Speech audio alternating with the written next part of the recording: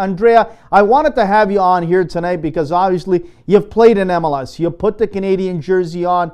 You've gone overseas, and now you're doing a little coaching at the grassroots level. So you're one of the perfect guys to ask this question to. And the topic is simply this that we've been doing all week long here on Red Card, Andrea. I'm going to give you 3 wishes on however way you want to use those wishes to change the Canadian culture, the mosaic. Let's start with your first wish, Andrea. What would you do? Well, if I could amalgamate all 3 wishes into one, I would make it all the same and ask for more money.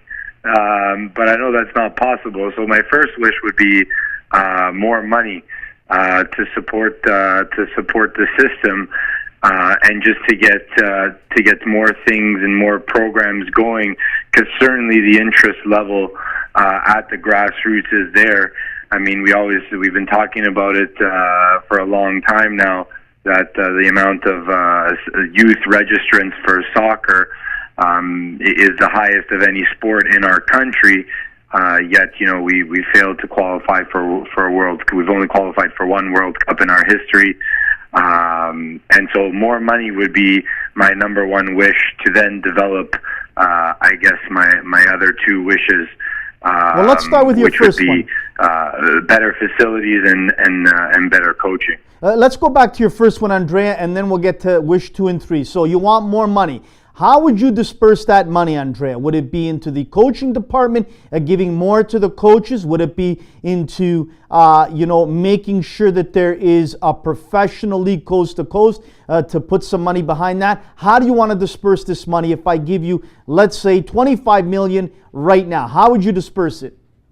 Well, I mean, I would look to disperse it into different areas. I think the number 1 thing would be to set up training centers, and yes, a professional league is very important to have. And I know we've introduced here in Ontario the semi-professional league of League One, which is a great league for us to have, and it's a great step forward. But certainly, it's exactly that, a first step, which, nothing is perfect right from its birth. So we need to work on making that league better, and hopefully, that can grow into one day a professional league of our own, coast to coast.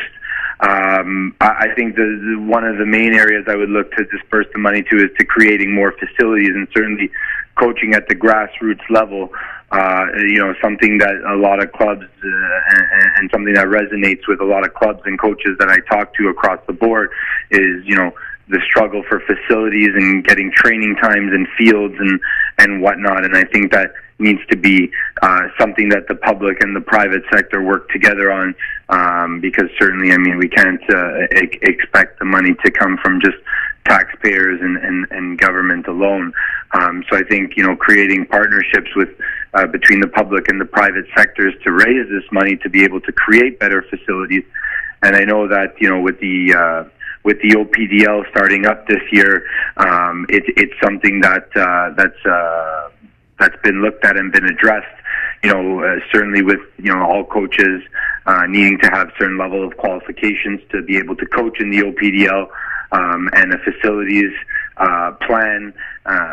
Speaking firsthand with Vaughan Soccer Club, we do have a facility plan put into place for our club, and a stadium and multiple training fields and something like the Kia training ground that Toronto FC has.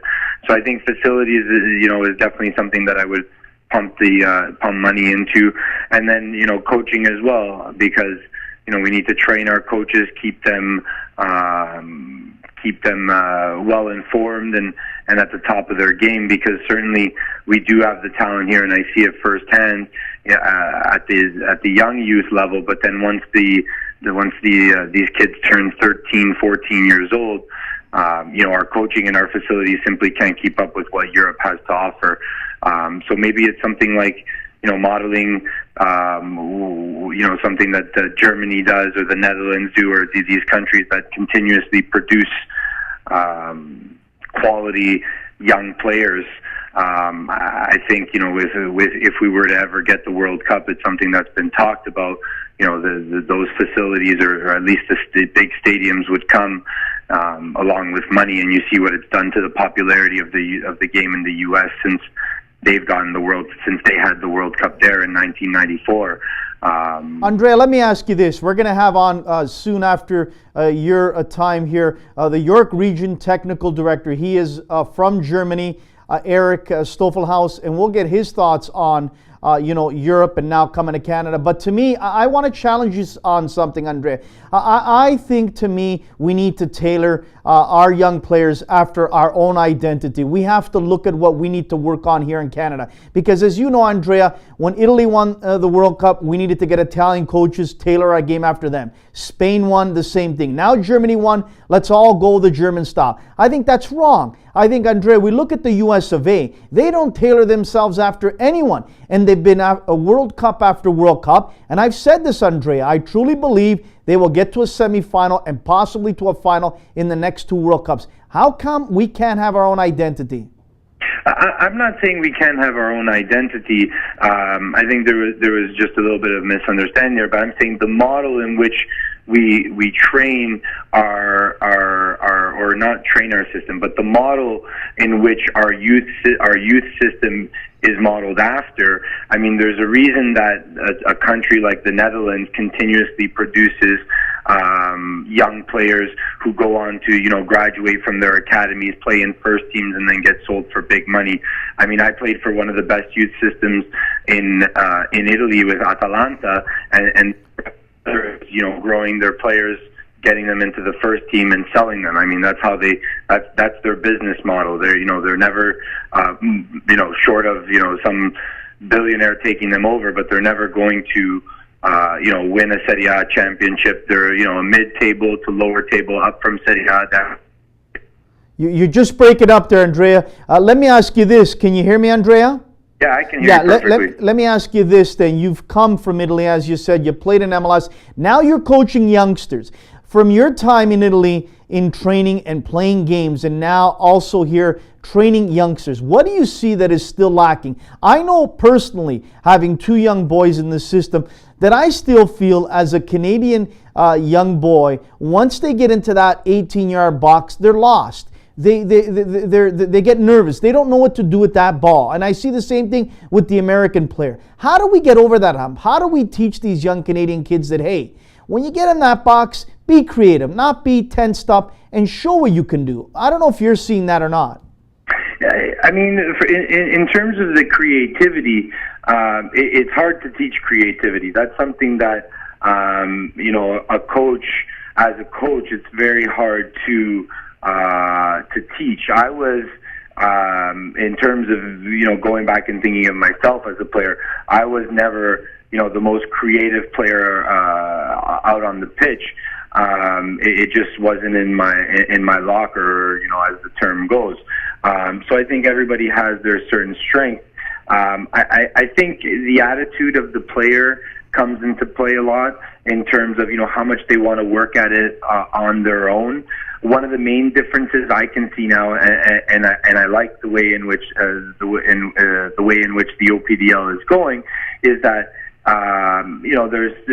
they train, at least our guys up in Vaughan train 4 times a week, which is very similar to what I would go through in a youth, or I went through in a youth system with Atalanta.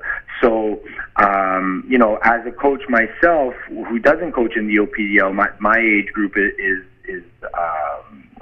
older than what the OPDL has started this year. We train sometimes once a week all the time, and then sometimes based on field availability in Vaughan, which is very scarce, twice a week. Usually twice a week we'll get a training session. So as a coach, it's very difficult to plan a week's worth of speed and agility work, ball technical work, shadow play and tactical.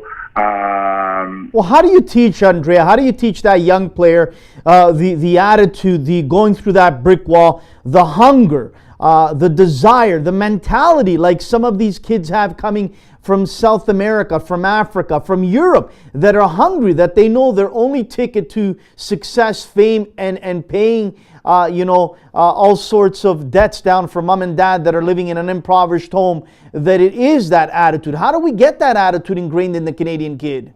I think it's really just by making them be surrounded by the game, and like I mentioned, with our OPDL group up in Vaughan, they train 4 times a week and play over the weekend. So the fact that they are around soccer, around their teammates, building a quote unquote brotherhood, and just being around the game for 5, 6 nights a week. Builds that, just creativity and the desire to win and the competitive nature. As a coach, it's not something you can teach with X's and O's on a board or in a tactical session. It's something that burns within the player. And, I was always the type of player that I always, wear my heart on my sleeve, and I bleed for my teammates. And, sometimes that comes out and it shows too much on the field. And, but my competitive nature, you can ask, any of my teammates that have ever played with me, I love to win, and that's just something that burns within. And so I think the only way for us to teach it, even though it's very hard to teach it, is to just be surrounded by the game. And so I look at the difference between, my age group, which trains twice a week and has 1 game a week, with, an age group that's, younger, first of all. So, if you get them going at a younger age, hopefully they stay away from those distractions, because certainly young boys and young girls grow up and living in Canada, and we're lucky to live here, but there sure is enough distractions for young teenagers once they grow up and they get to high school and all that sort of stuff. So I think getting them going from a younger age, loving the game, hopefully will create that passion to win and that desire to win and be competitive.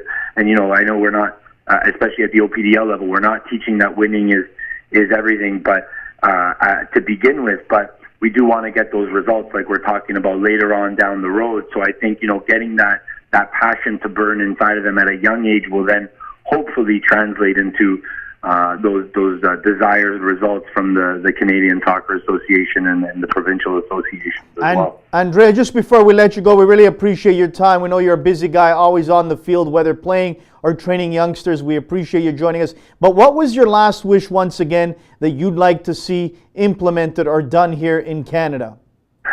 Well, I think we chatted a bit about all of them. The main 3 that I wanted was, an influx of money. And again, I'm not too sure where that would come from or how it would look, but certainly, the U.S. got it, and that's how they, built up their game since '94 up until now. One thing I'd like to see is a centralized training center, similar to, we used to go down as a Canadian Soccer Association, partly because of weather.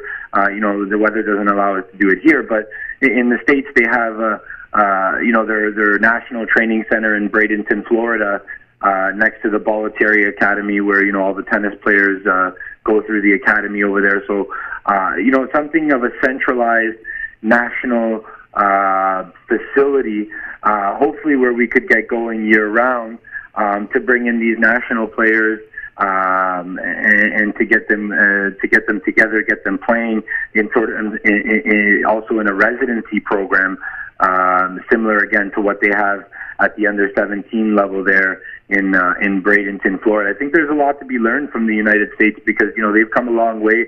Like I've said, many times now in this show, from the 1994 World Cup up until now, and I certainly agree with you. I don't know if it'll be in the next 2 World Cups, but I always have this argument with friends where I think it's just a matter of time before the United States, makes a Final Four or even wins the World Cup. It's hard when the United States wants to throw money at something, and when they set their mind to something, they want to accomplish it. And soccer there is certainly, I would probably say, the 4th or 5th most popular, quote unquote, popular sport in terms, behind baseball and football and whatnot. But they certainly seem to want to get those results in the World Cup and on at the national level. So I think I agree with you there, where it's only a matter of time before we see them hoisting that trophy.